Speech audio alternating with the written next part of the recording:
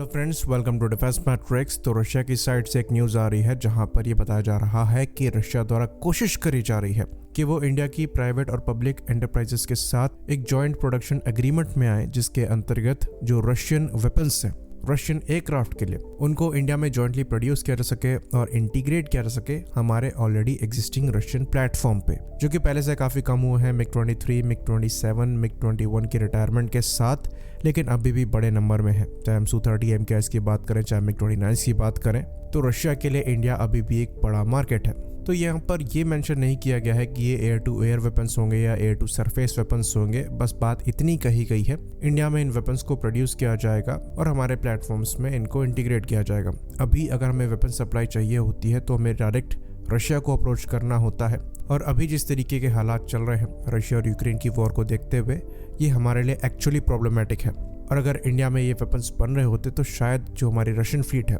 इसको लेकर हमें परेशानी ना झेलनी पड़ती।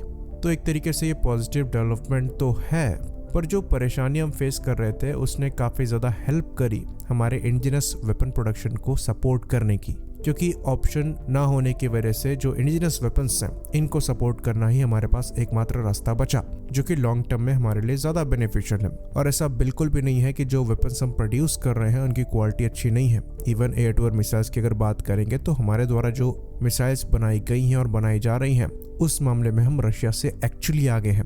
हमारी जो अस्त्र मार्क 1 है ये इनकी R-77 मिसाइल से ज़्यादा बेहतर है, जो कि हमारी primary beyond visual range missile हुआ करती थी इन रशियन प्लेटफॉर्म के लिए। पर अब अस्त्र मिसाइल प्राइमरी BVR मिसाइल होने वाली है नियर फ्यूचर में। साथ ही साथ अस्त्र मार्क 2 की टेस्टिंग चल रही है, और उस मिसाइल के कंपैरिजन में रशिया के पास सेम कैटेगरी में फिलहाल के लिए कोई मिसाइल नहीं है। R-37 जरूर है, पर वो डिफरेंट कैटेगरी की मिसाइल है। उसके बाद अगर हम अस्त्र मार्क 3 की भी बात करें तो वहां पर भी हम रशिया से थोड़ा आगे ही नजर आ रहे हैं।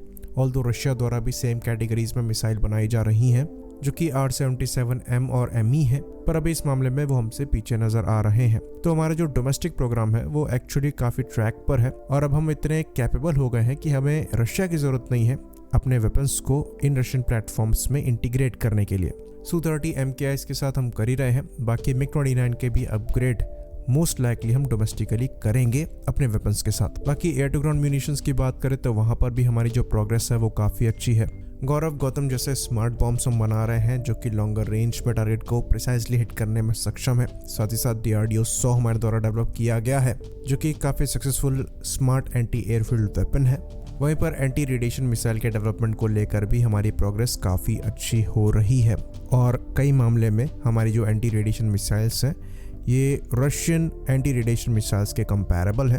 तो रशियन वेपन्स को लेकर ज़्यादा रूम यहाँ पर बचता नहीं है। इवन वेपन इंटीग्रेशन के मामले में हम रशिया से भी आगे निकल चुके हैं। हमने ब्रह्मोस अपने दम पर ही इंटीग्रेट करी थी Su-30 MKIs से, जो कि अभी भी रशियन फ्लैंकर्स में इंटीग्रेटेड नहीं है। तो एक तरीके से देखा जाए तो हमें यहाँ पर रशिया के वेपन्स की रिक्वायरमेंट बहुत ज़्यादा नहीं है, और आने वाले फ्यूचर में हम जितनी भी रिलायबिलिटी बची हुई है उसको भी ख़त्म करने वाले हैं। पर एक मिसाइल ज़रूर है जो कि हमें डेफिनेटली कंसीडर करनी चाहिए, क्योंकि हमारी जो लॉन्ग रेंज की BVR मिसाइल्स हैं वो अभी भी डेवलपमेंट में चल रही हैं। तो as a stop gap measure हम R-37 मिसाइल को कंसीडर कर सकते हैं, जो कि रशिया की very long range BVR missiles हैं।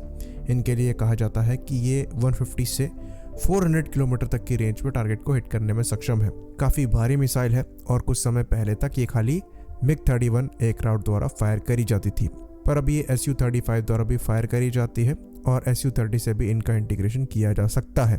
तो ये एक हैवी मिसाइल है, करीबन 500 किलोग्राम के ऊपर का वजन है इसका, और ये हाइपरसोनिक स्पीड को भी अचीव कर पाती है मैक्सिमम। तो ये मिसाइल एक अच्छा डेटरेंट बन सकती है एनिमी के अगेंस्ट में, और उनके फाइटर प्लेटफॉर्म को कोल्ड रखने का काम कर सकती है। तो रशिया यूक्रेन की वॉर में भी MiG-31 इस मिसाइल के साथ काफ़ी कारगर रहा था, और यूक्रेनियन एयरफोर्स को इस मिसाइल द्वारा डोमिनेट किया गया था। बाकी एंटी एवैक्स के रोल में भी ये मिसाइल काफ़ी ज़्यादा कारगर साबित होगी। तो हमें ऐसा लगता है कि अगर किसी वेपन को लेकर कोऑपरेशन होना चाहिए तो ये R-37 मिसाइल्स हो सकती है, जिनको हम Su-30 MKIs में लगा सकते हैं। बाकी अगर दूसरे वेपन्स की बात करें तो हम कम्प्लीटली कैपेबल हैं खुद के वेपन्स को डेवलप करके डिप्लॉय करने की, जो कि रशियन वेपन्स से कुछ मामले में बेहतर भी हैं। आई होप इन्फॉर्मेशन क्लियर रही हो। इसी बात पर हम इस वीडियो को ख़त्म करेंगे। लाइक करिए, सब्सक्राइब करिए। जय हिंद।